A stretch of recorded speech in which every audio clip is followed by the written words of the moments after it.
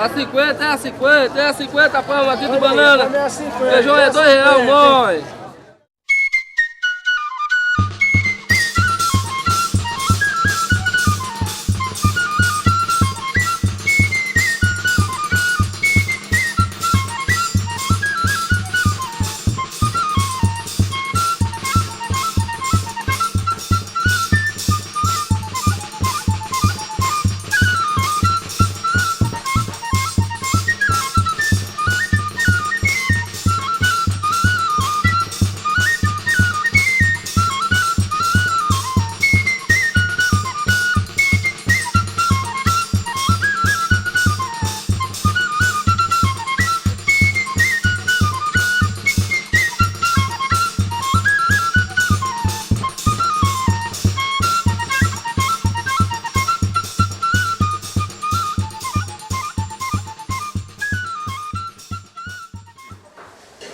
A primeira feira que eu vim aqui, aí não tinha quilo. Era vendido um bode de 4. Eu me lembrei que era pendurado ali na praça e o povo comprava um 4. Só que aí eu tava cinco pessoas modo de comprar um 4, porque todo mundo queria um pedacinho, né? Aí 5 pessoas levavam um 4, mas partia para cada carro. Sabia se era o quilo ou se era meio quilo, era o 4 partido para 5 pessoas, porque não tinha quilo, né? Não era essas balanças, não era quilo, pesava meio quilo, tinha uma quarta, meia quarta, tinha. Hoje a balança é essa, mas pesava naquelas balanças redondas, as pequenininhas, né? Era 1 quilo, meio quilo, 1 quilo, 200 gramas, tinha meia quarta, eu chamava meia quarta de primeiro, não era que era, tem uma quarta e meia quarta, então eu chamava assim. Hoje não, o povo só pesa essas balanças, mas ninguém, mas ainda tem gente, meu pai pesava muito essas balanças pequenas. Era assim, se comprava por cuia e litro. Uma cuia de farinha, aí dava 1 litro, 2 litros, 3 litros, aí era por quilo. Na medida, comprava na medida. Lá que tem umas cuias de madeira, assim, que a gente fazia. Medir os cereais aqui no mercado.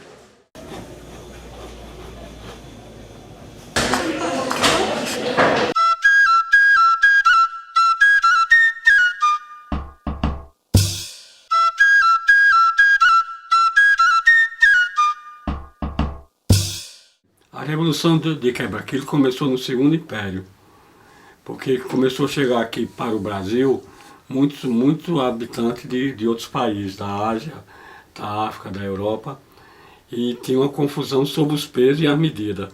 Por exemplo, tinha um peso de pedra que chamava um arroba, a medida para comprar cereais era chamada de cuia, a medida que vendia fazenda chamava-se vara, uma vara de fazenda, ou em vez de ser 1 metro de tecido, era uma vara. Então isso era uma coisa desusada. E a França instituiu o sistema métrico decimal. O imperador, que era um intelectual, trouxe da França o padre Zé Francisco, e esse padre Zé Francisco fez o estudo e implantou aqui no Brasil o sistema métrico decimal. Eu ia falar sobre o quebra-quilo, mas eu não lembro, né? Mas eu ia falar já, que essa rua, a rua da prefeitura, a rua quebra-quilo, né? Já foi, acho que homenagem, acho que ao quebra-quilo, eu não lembro. A revolta dele, porque isso foi antes de eu nascer. Isso foi em 40 e pouco. Eu nasci em 45, mas vi falar essa história desde que eu nasci que o povo fala disso. Isso foi a revolução maior do mundo aqui, aqui nesse lugar aqui. No dia de sábado, 24 de outubro, chegou os primeiros fiscais para cobrar imposto, acompanhado da polícia. Aí houve a revolta, o quebra-quebra, né? O corpo a corpo. O matuto não se conformava, que muitas vezes o que eles apuravam num dia não dava para pagar o imposto. Aí começou o quebra-quebra. Os cangaceiros ajudaram e nessa coisa aí sacudiram quase todos os pesos dentro dos açudes, a medida, etc. E custou muito caro ao governo para manter a ordem, que atingiu todas as feiras, Fagundes, Igal, Muzeiro, Pocinhos, Cidade Areia, essa cidade antiga, que tinha boas feiras, isso atingiu tudinho, porque foi uma revolta generalizada. Os que mandavam, que traziam o sistema. Então, à medida que eles iam trazer as especiarias. Então a diferença era na questão de coilitro para o peso, quilograma. Então eles não aceitaram. Então o que estavam ali na representação era eles, os pesos, onde eram colocados. Então a questão da revolta era não querer aquilo ali. Então foi retirado de maneira brusca, talvez com uma certa violência, e lançado em grupos, todo mundo junto, não queremos isso aqui, e o pessoal desceu e acompanhando, e gritando, e festejando, e dispensaram lá no açude. Essa era a nova estrada, que por sinal subia ali por cima do açude, que descambava para Aroeira, Itatuba e todos os locais.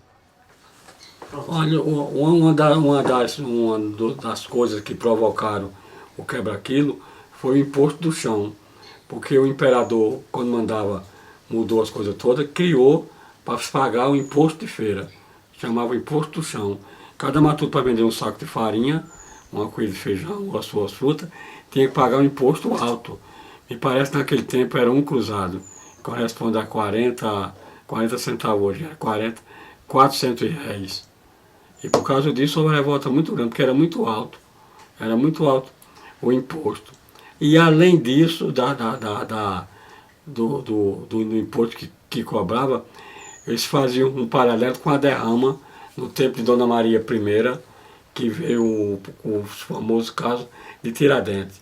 Que no tempo de Tiradentes, o sujeito lutava 5 sacos de farinha, pagava 4 de imposto, ficava com 1. E estava quase uma coisa paralela a essa.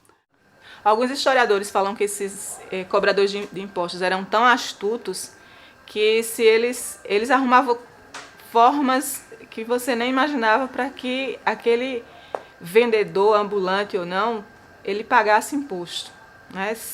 Para se livrar desse imposto de chão, que se você ocupasse qualquer pedacinho de chão vendendo alguma mercadoria, era cobrado imposto. E um imposto absurdo.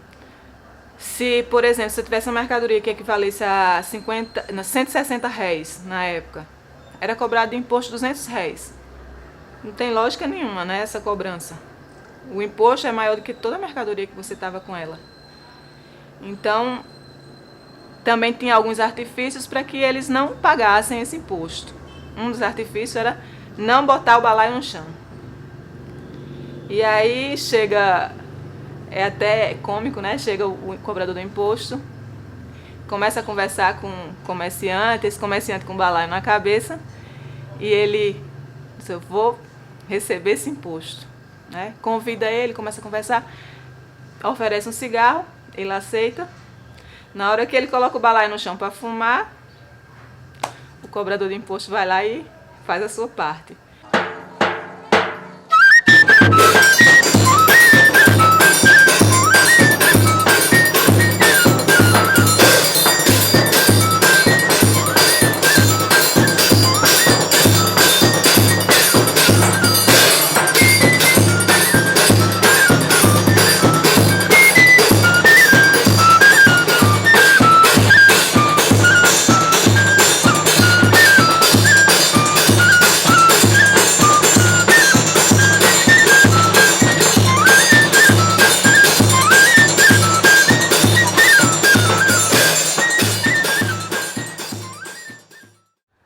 Houve uma coisa muito cruel.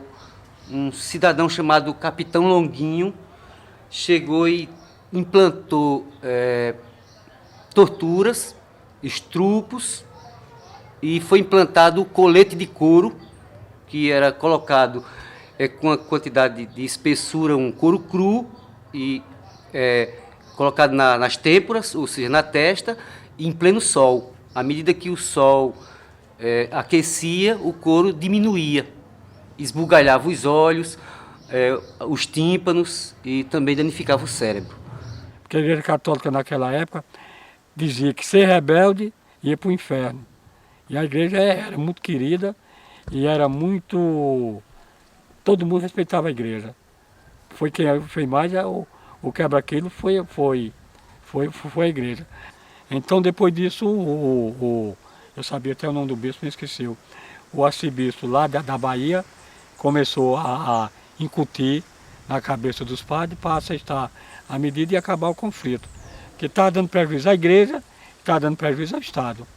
E a mortandade era muito grande, porque morreu muita gente, né, nessa guerrinha aqui, de quebra-quilo.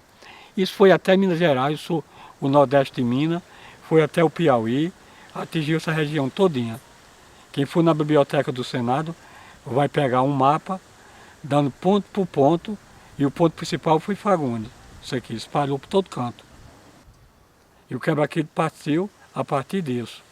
Mas o quebra-quilo Haroldo ainda hoje está aí. Quando vem uma campanha política, os quebra-quilos saem naturalmente. Naturalmente. Se dividem, defendem o seu lado. Parece que é uma coisa que os índios e os portugueses deixaram aqui. Dessa pedra que Teodósio de Oliveira Ledo avistou a Grande Campina.